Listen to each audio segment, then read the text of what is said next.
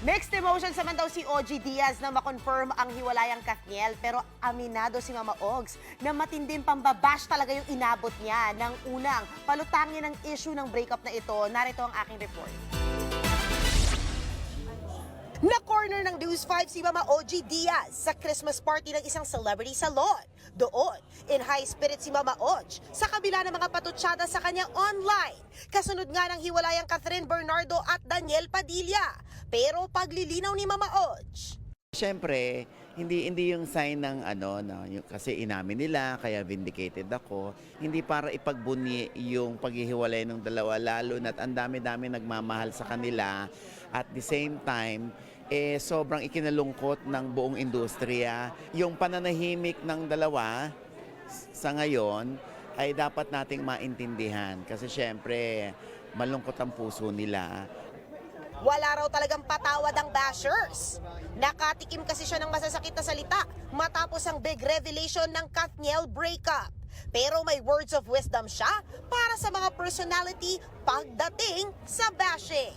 Alam mo, sa kabila ng mga bashing na tanggap ko at kasabay noon ang hindi nila paghingi ng sorry sa akin, kahit nilait nila yung buong pamilya ko, baliwala sa akin. Kasi sabi ko nga, pag isinawsaw mo yung isang paa mo sa social media, dapat dalawa yung nakasawsaw dyan.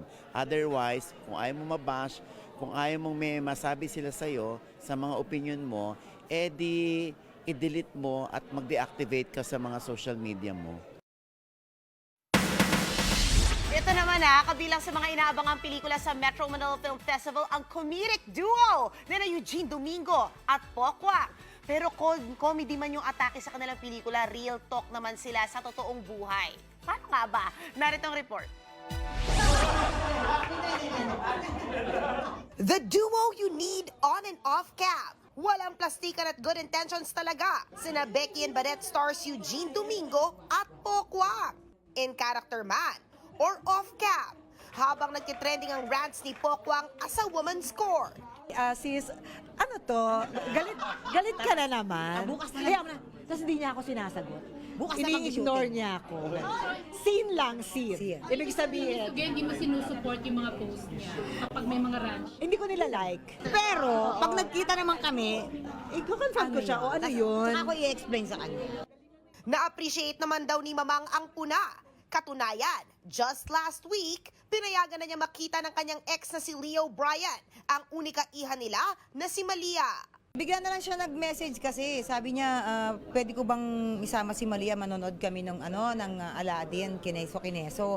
O sige kako, dinrap by ko yung bata. Naghihintay lang ako kung kailan niya ulit gusto. Ganun naman yun. Kasi importante sa akin yung happiness ng anak ko.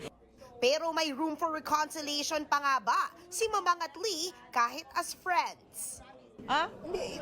May proseso tayo niya, unti-unti. Kagaya ng sinabi ko, dapat ang 2024 natin ay yung light-light na tayo. Lakas ang trip natin dyan, bestie. Mapapanood ang Becky and Badette sa MMFF ngayong December 25. Sige, translate mo to sa English. Sariwang balita ba ang hanap mo? Simple lang. I-click mo na ang subscribe button at ang notification bell para lagi kang updated sa mga balitang dapat mong malaman.